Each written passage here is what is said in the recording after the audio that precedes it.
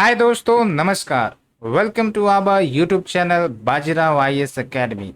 Today is 14th October and we are going to discuss the daily Hindu newspaper analysis.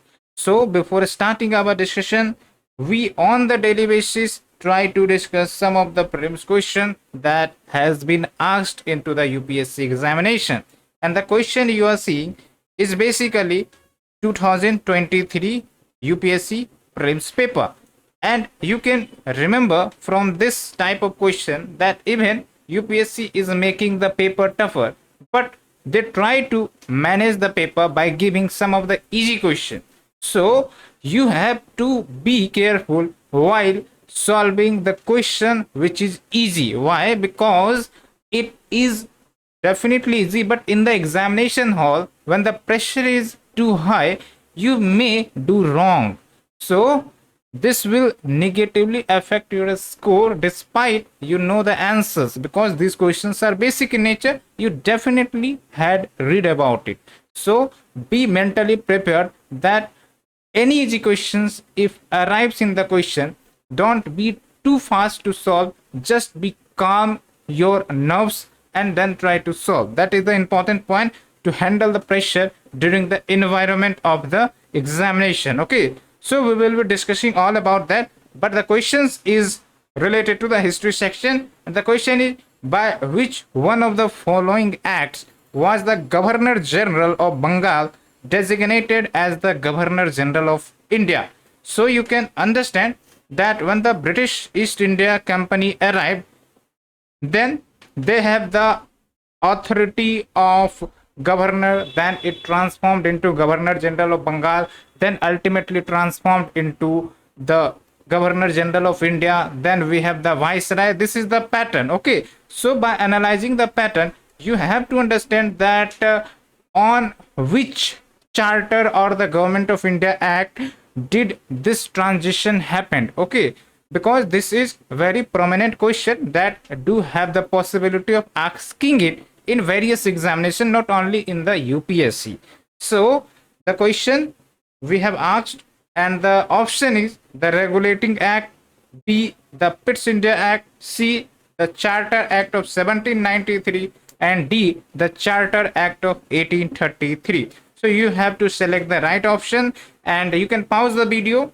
We will be providing you the solution the last session of our discussion. So let's continue to our discussion, but before starting our discussion, if you are liking our initiative, please do share with your friend circle so that important notifications and updates immediately delivered to your YouTube notification. So do try to share all of these. Okay, and we are going to bring further initiatives on this platform that will be helping you to aid your preparation. Okay, so now we are starting our discussion, and the first article, it is related to GS paper 2. So what this article talks about? So the first article is basically talking about the declining the share of Muslim MP, that is members of parliament, in the Lok Sabha.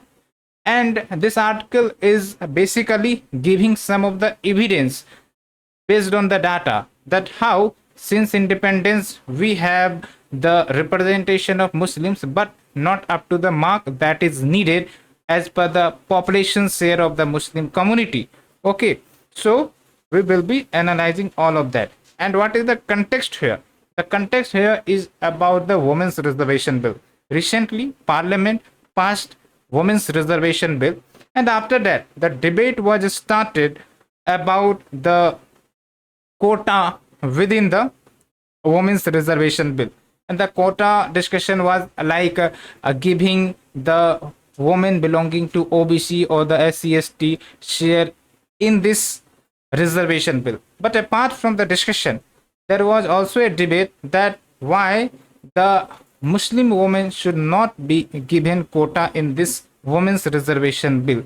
So that is the point which begins our discussion. Okay, and the AIMIM President Ashuddin Owaisi called for the women's quota in this women's reservation bill. But when we try to analyze the representation of Muslim in the parliament, then you can see that despite the Muslim community is India's largest minority, okay, but in the entire journey of up to 17 Lok Sabha since independence, actually, there have been only 690 women MPs elected to the Lok Sabha, and only 25 of them have come from the Muslim community. That means even the representation of Muslim women in the Lok Sabha is very, very less. That's why they were demanding that even Muslim women should be given quota in the women's reservation bill. That is the point of discussion in this article. Okay, and from that the discussion shifts to the representation of Muslim in the MP in the parliament. Okay, like this article talks about that even what there are severely underrepresented Muslim sections in the Lok Sabha, and how because of the data which has been provided by the latest census, we have the census of 2011, and that talks about the Muslim population of about 14%. But when we try to adjust the population with respect to the allocation of seats, then on average there should be having at least 73 members in the Lok Sabha belonging to the Muslim community. But the actual reality is different. The actual reality is that the figure of 73 members has never been reached.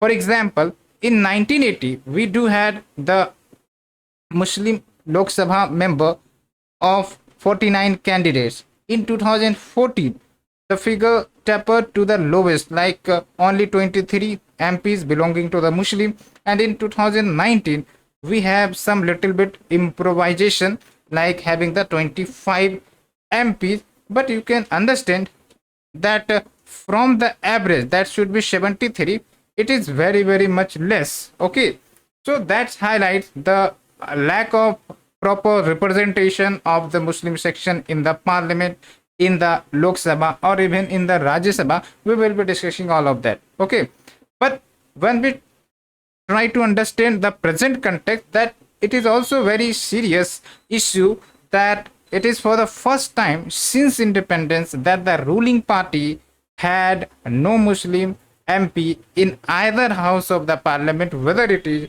Rajya Sabha, whether it is Lok Sabha. That is the issue that has been highlighted in this article. Okay, and when we're talking about the representation of Muslim community in the state as well, so we have various state parties, okay, regional parties, but even what there are representation in the seats is also lacking. Okay, and we have the examples of a state where a person belonging to the Muslim community never elected a Muslim MP in the Rajya Sabha actually.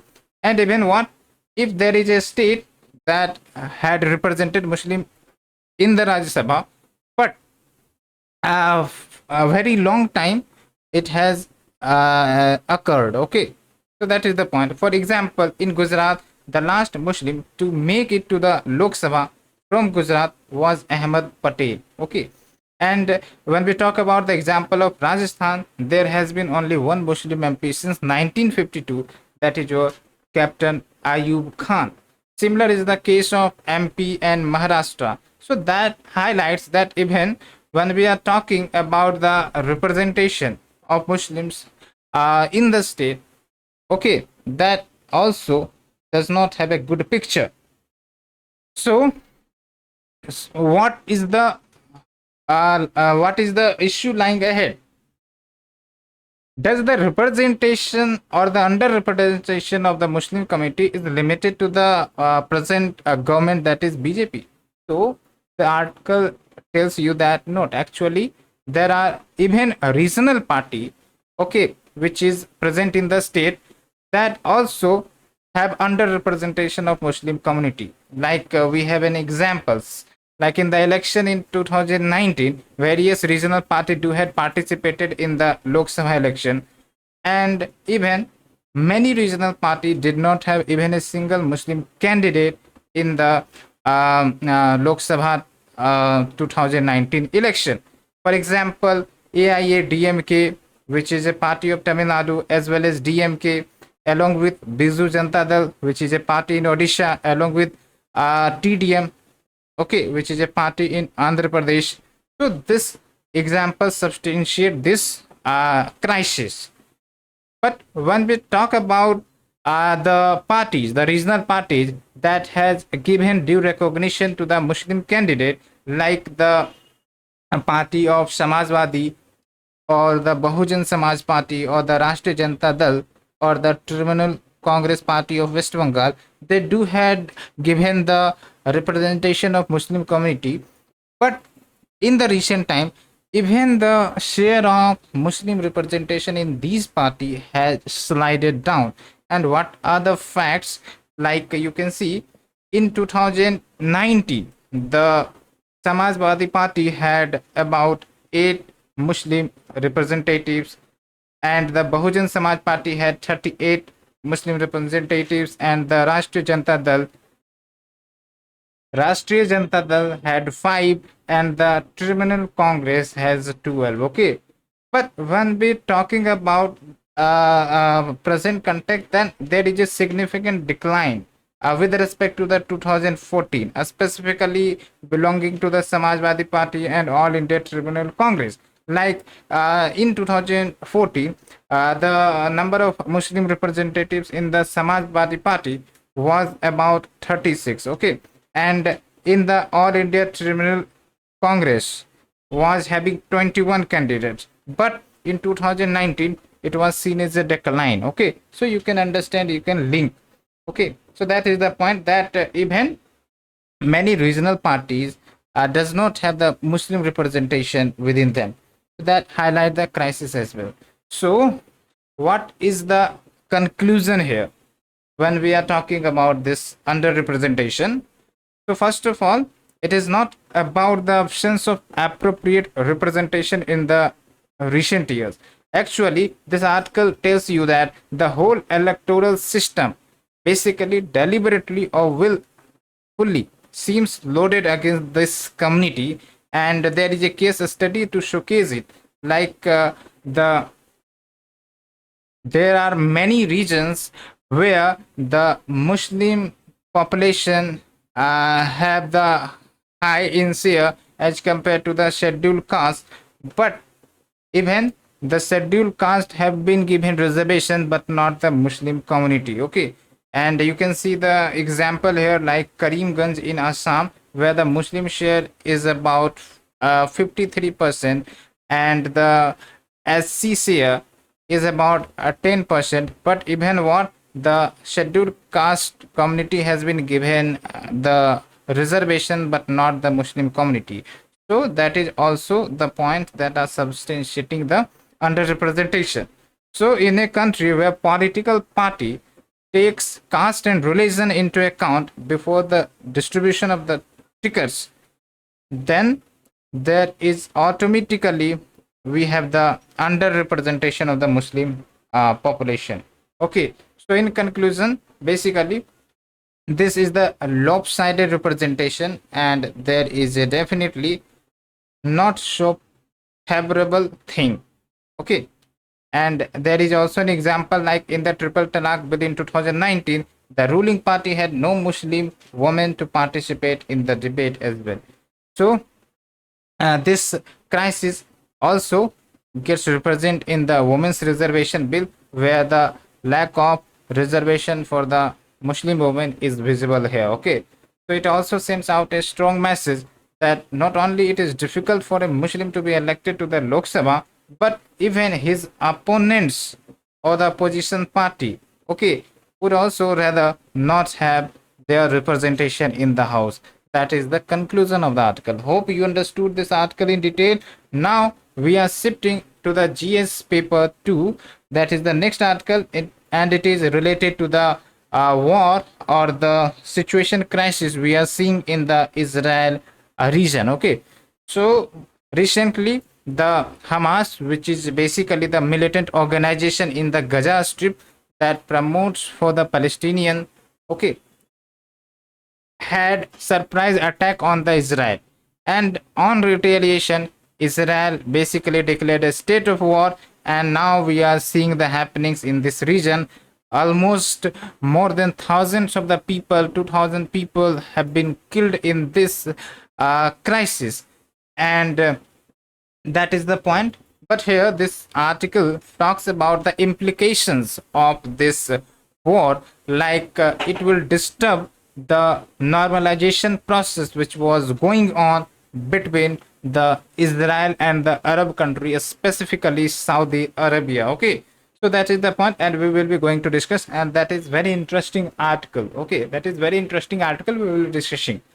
So actually, the recent Gaza war had dealt with the mortal blow to the efforts for the Saudi Arabia to the normalization of ties with the Israel. Remember that in the earlier times, the relations between Israel and Saudi Arabia, as well as Israel and other Arab countries, was not good because of the Israel-Palestinian issue. Okay, but recently, Arab countries like Saudi Arabia, along with the other countries like UAE, Egypt, okay, try to normalize the relations with the Israel, okay, to promote peace, prosperity in this region, to prevent hostility in this region. But again, this normalization process was in the process, but this was disturbed by the initiation of this war. So that will definitely going to impact this diplomatic aspects to normalize the relation, okay. And also, the facts regarding the normalization was that on September 22, the Israel's Prime Minister Benjamin Netanyahu, in his speech at the United Nations General Assembly, showcased about the peace agreements which has been done with various other countries like we have Egypt, Sudan, UAE, Saudi Arabia, Bahrain, and Jordan. Okay, these all are the countries in the West Asia. Okay, and also the Israeli PM highlighted that despite we have the ongoing peace agreements, but they had reiterated that all the occupied Palestinian territories like the West Bank, Gaza, and East Jerusalem, these all are integral parts of Israel. What he is talking about, he is talking about that he will not support the two-state solution regarding the conflict of Israel and Palestine. That is the point you have to get out from the statements of various personality. Okay, so that is the point. And in the recent years, there has been various ongoing process to have a good relations, to have a better diplomatic relations with Israel and Saudi Arabia. And here the USA was acting as a middleman to made this diplomatic relation in normal. Okay, and we can see that there was series of rapid activities going on between Riyadh, the capital of Saudi Arabia, Tel Aviv, supported by US to fasten the normalization of the diplomatic relation. Okay, and the normalization deal was based on certain conditions put forwarded by the Saudi Arabia king. Okay, and what were the three conditions? Basically, the first condition was that US should give approval for a civil nuclear program for the Saudi Arabia that will provide for uranium enrichment within the country. And what was the aim of it? So that they can produce energy not from the oil but from the nuclear program. Okay, the second condition put forwarded like US should act as security guarantee for the country. Okay, so the Saudi Arabia demanded for the US security guarantee. And the third was sales of advanced weapons, okay, by the Saudi Arabia. And although US was a little bit conscious about this demand, like some of the critics in the US talked about that whether if given the civil nuclear deal or the civilian nuclear program, that it may in the future disturb the peace stability. Okay, and also when we are talking about the sales of advanced weapons, that is also was a point of criticism because in Saudi Arabia there is intense violation of human rights, along with the disturbances we see, okay, like the Yemen conflict, so that may disturb this region. But even what, the US confirmed that the deal may be uh, done in the future, okay. But here in this deal you can see that Palestinian interest and concerns was not figured in the normalization discussions, okay. That is the point here. And on the another side, when we talk about the Israel, then the present government of Israel has extremist view towards the Palestine, okay, and there was no interest in Israel to give recognition to the Palestinian aspirations, like the demand for a sovereign Palestinian state, along with the East Jerusalem as the capital of the Israel, okay. Along with what, there was series of settlement expansions which was visible in the West Bank, okay, which is the region of the Palestinians. So we have the settlement expansions along with provocative incursions into the Alaska mosque by Israel's religious zealots, along with the settlers which is in the West Bank, increase the violence against the Palestinian neighbors. So this highlights that even the Israel is too much adopting the extremist policy toward the Palestine. Okay, so that is the point. And this war highlighted response from Saudi Arabia, like the Kingdom of Saudi Arabia talked about that they will stand by the Palestinian people to achieve their legitimate rights to a decent life, achieve their hopes and aspirations, and achieve just and lasting peace. So that means that now Saudi Arabia will also take up the interest of Palestine, okay, and the rights. So that's why the normalization deal, which was in the pending state, which was in the proceeding stage, may get disturbed, okay. And as the Saudi journalist Faisal Abbas has written, that the international community must act now to activate a credible peace plan that enables two-state solution. So what they are trying to aim, that is the solution to the peace crisis in this region. And what the solution is, as per the Saudi Arabia, okay, the two-state solution, okay. And also, now Saudi Arabia is focusing on a strategic autonomy and diverse, multifaceted, and substantial ties across the Asia, sidelining from the US dependency, as the Saudi Arabia was very important partner for the US. But now in the recent years and the times, we are seeing that the Saudi Arabia is shifting towards its strategic autonomy with respect to the foreign affairs, like we have seen the Iran and Saudi Arabia normalization of the relations in the presence of China, okay, along with the interest expansion of Saudi Arabia in the Asian countries.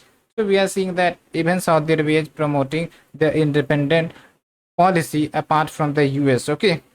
So now promoting the Palestinian cause will be an important part of the foreign policy of Saudi Arabia. That's why there may be delay in the normalization process between the Israel and the Arab countries, specifically the Saudi Arabia, and the point of contention will be the Israel and the Palestinian issue, okay, because there is the divergence between the interests of Saudi Arabia and the Israel on the Palestinian issue.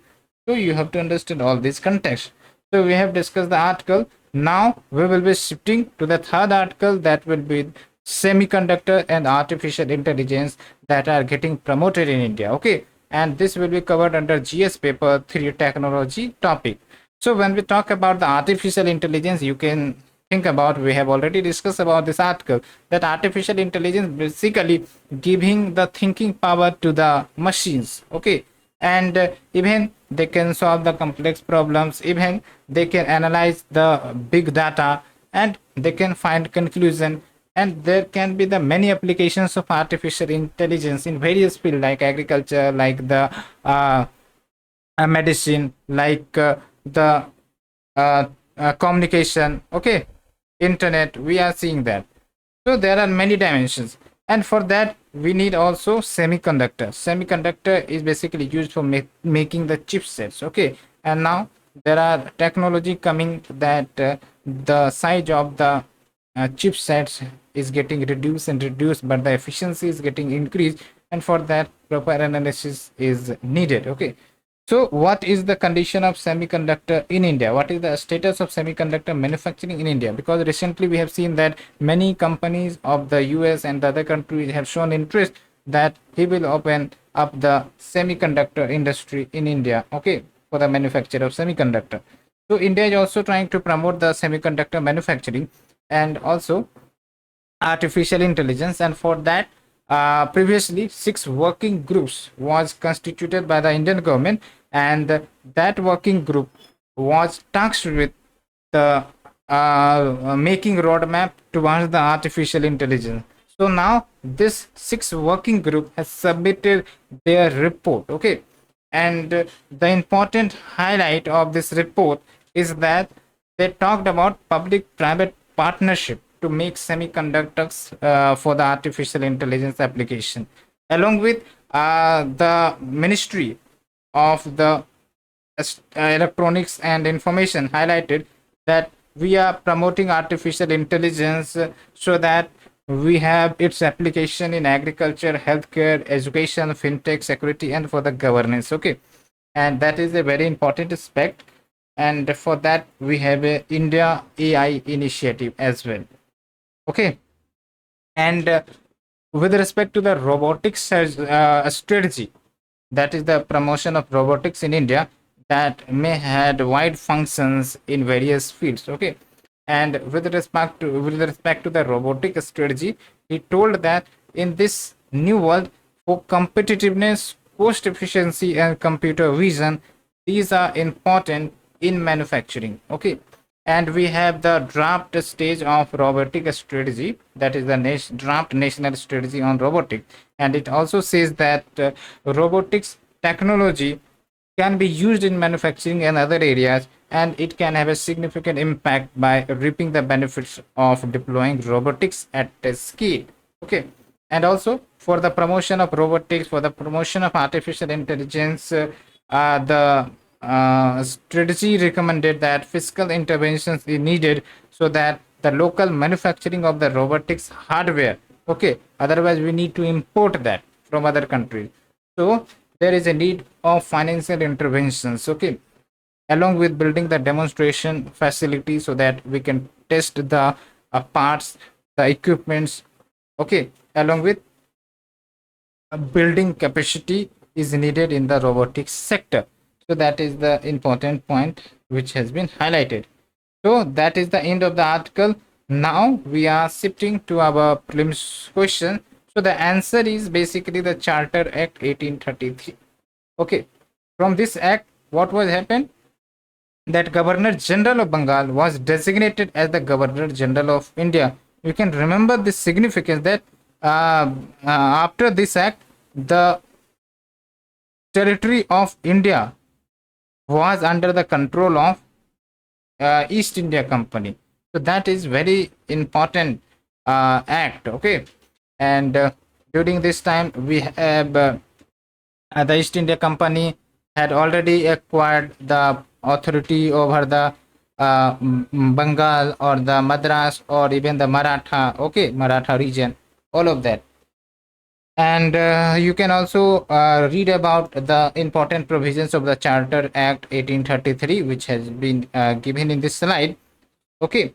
And the PDF of this article will be shared to you on the Telegram channel. You can join our Telegram channel by clicking the link in the description. So friends, let's end our session today. Hope you enjoyed it, and if you enjoyed, please do like, share, subscribe our channel. Thank you friends, thank you very much, thank you for your cooperation, okay.